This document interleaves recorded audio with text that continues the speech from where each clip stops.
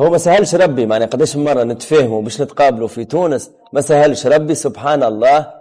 قابلت أنا وأحمد في مصر. شفت الدنيا مصغرها. أنا ديما نقول لهم التوانسة ما همش 12 مليون ما شاء الله، في كل مكان تلقانا 70 70 مليار مش مليون. وتقابلنا على قعدة مش عادية يعني.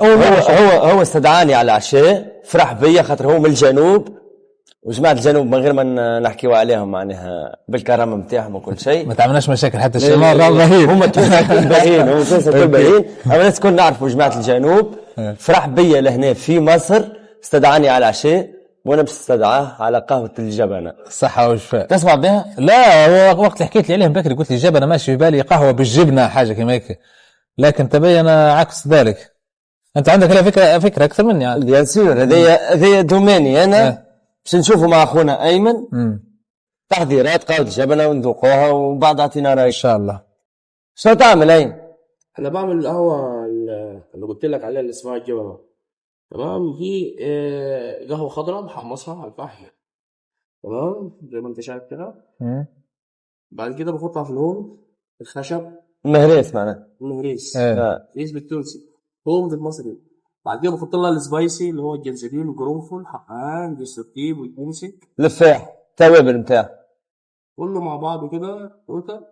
انا منبهر بالجلسة هذه ما شاء الله، كمية الألوان المتواجدة هنا بصراحة حاجة. هي فما ماركة فرنسوية قوية برشا، ما نجموش نقولوا اسمها أما معروفة بالألوان هذه. أيوة، أنا ذكرتني بفريق غير ما نعمله في تونس.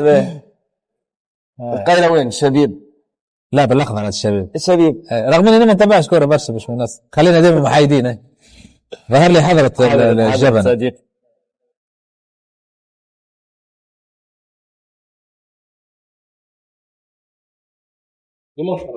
هذا شنو مبخرة ايوه ما شاء الله. اوكي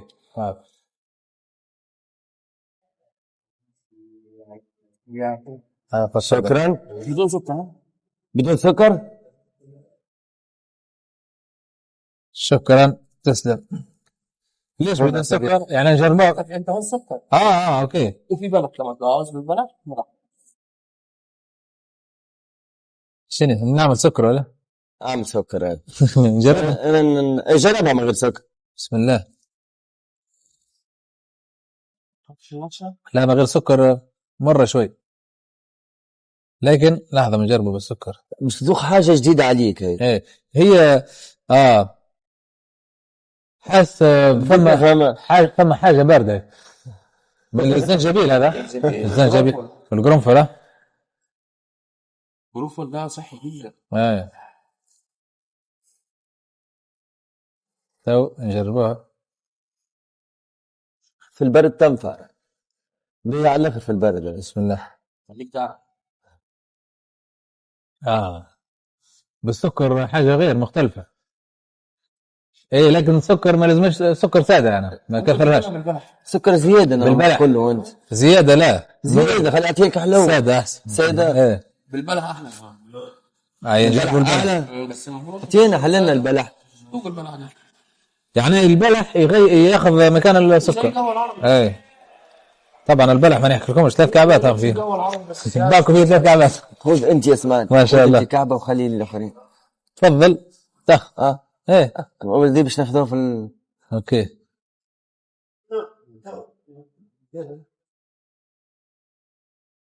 بسم الله. سكري تاع تونس خير الحقيقة.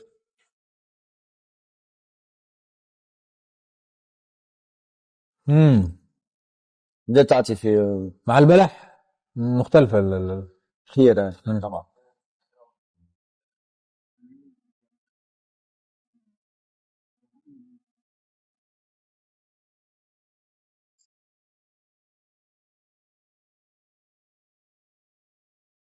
سي بون. لينا نعطيك رأي. في الأول مرة شنو ما غير سكر جيتني مرة، لكن مع تعديل بالسكر، تعديل شو سكر ومع الدقلة ضربة الدقلة. حتى أول مرة نذوقها بالدقلة عجبتني على الأخر. ممتاز. بالدقلة خير من السكر.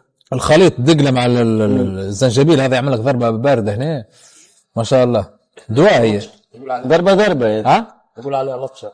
اللطشه هيك اللي يعملها زنجبيل لطشه وانت تتنفس تحس ببروديه طالعه وهبط تنجح هذه.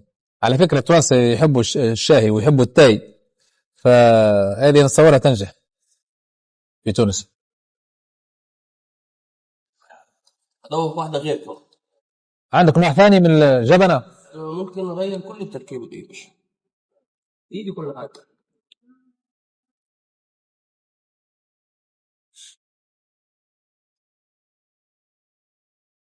هذه الطاولة باش نذوقوا هيك في تونس ان شاء الله. ان شاء الله. هذه ظهر لي مع المقروض تنجح زاد. شيء ضربة ايه. ما تجي يحط اي نقصت حاجه زودت حاجه ثانيه. اما الجبنة معنى الاصلية فخار ما هيش حديد. لا مش حديد عشان ما انا في الشغل سريعه تنجز كوميرسيال. بس لو سخنت الفخاره اشتغل معاه زي السلامات. بس لغايه ما تسخن بقى عاوز فحم كتير نحكيها وخول الدنيا شتاء تبتع معناها. بس هي الفخاره طبعا عندها طعم خاص. القهوة هذه قهوة الجبنة هذه مشهورة بها منطقة محافظة معينة وإلا في كل مصر وإلا الصعيد؟ لا مش في كل مصر. الصعيد أسوان في يعني يعتبر كام دولة على ضفاف النيل. اوكي. أسوان وانت نازل السودان وانت نازل جنوب السودان وانت نازل اثيوبيا اريتريا هم دول مشهورين بالقهوة الجبنة. طبعا كل مكان بعاداته وتقاليده والتركيبة. يعني مثلا في السودان ما بيحطوش غير الجنزبيل بس. أسوان بيحطوا القرنفل مع الجنزبيل مع اثيوبيا تلاقي قالك في السودان القهوة ذي يشربوا في النهار 40 كيس جبنة معناها قهوة جبنة. تصور كان الشاي.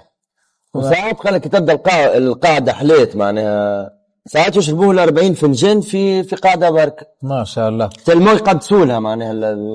ذكرتني بموريتانيا ايش يمشوا في التاي ديما يتبع ديما يركرك وعندهم اكل قاعد عندنا اللي هو يبقى قاعد مع الجماعه وكده الربع يعني طول ما الفنجان مكتوب كده ديما تصب لك شاوس تقلب الفنجان. هي دي اكتر حاجه بيشربوا بيها الفنجان الصغير. احنا بس اللي جايبين الفنجان كبيره دي بس عشان الزباين ما يقولكش انت يصبر يعني. بس هي الاغلبيه بتشرب عشان انت وقاعد بتشرب انت وقاعد بتشرب. صديقي انا مش نقلب الكيس الزيني صح. جرب الثانية ثانية مختلف. ايه رايك؟ حاجه اتغيرت؟ باهي. في مرار راح هذه مرة على الأولانية معنا. هذه زنجبيل تقريبا طاغي فيها. ذوق صديقي. وعطينا تحب حاجة حلوة؟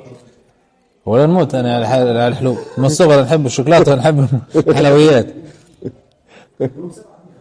الله لا تمررنا عيش. بسم الله. باش يقتلنا بالخلط الخلط ايه ما عادش باش نرقدوا نزلنا الخلطة اختلفت قدامنا زي تبرد يقولوا يزي ما عادش تصب. ايه ايمن اخر كاس الحمد لله شكرا نكملوه البراد. للصباح عم اسمع بصراحة وليت مخرط عليها ولا وليت تحبها. ايه وليت عادي فهمت في الاول تجيك من مرة وكل شيء انا حبيتها. لا والله ممتازة الحق. مش يقتلنا يا مان. ثم حاجة عرفتها لفاح هو عرفت الحاجة محروقة القهوة. ايه القهوة محروقة هيك فهمها.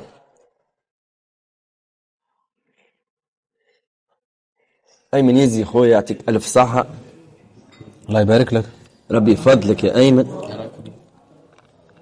الجبنة ما عليها هذيك. أول حاجة تتعثر بتتعتق بيه بقى. بتتعتق يعني ايه؟ دي بتكون فخار. يدهنوها معناها. بتدهن لية الخروف. عارف لية الخروف؟ ليه الخروف ايه؟ عارفها؟ إيه. دي مدينة تمام بتحط على النار تعرق. قالوا لي بالعسل الاسود زاد. عسل اسود جوا هنا عسل اسود. ممكن الجبنة برضه بتعتقد، بس الافضل العسل الاسود يعني. بس بتقعد على النار كل شويه تقعد تعرق بقى وتقعد تمسح وتنشط وتظبط لغايه ما تثبت لك. دي امبارح انا عاملها حريقه. اوه ما شاء الله حلوه. لا مزيان. اخوي ايمن يعطيك الصحه، شكرا على الاستضافه. ايه والله. بنينا على الاخر. يعطيك الف صحه. ونسالوك جايه لتونس الخضراء، لازمك تجي غادي باش نذوقوك التاي التونسي المركرك. عندنا التاي الاخضر. انت من تطاوين مش يقول ولا المحشي ولا شنو؟ محشي تطاوين وانا باش نذوق المقروض هكا يمشي مريك مع التاي صوتي بالسكر. مشهورين بالبسيمه بين البسيسه صح. مع التاي تمشي البسيسه. وعندنا زاد مرات نحطوا فيه اللوز والا الكاكاويه اللي تقولها انتم الفول السوداني. ايه خاصه في العروسات. فقر الكاكاويه. ايه. لوز ولا بندق شكون يخلط عليه تو بارك كاكاويه. انت شايف تقص عليه. ايه والله قلت لك وليت مدمن الجبنه هذه قهوه الجبنه.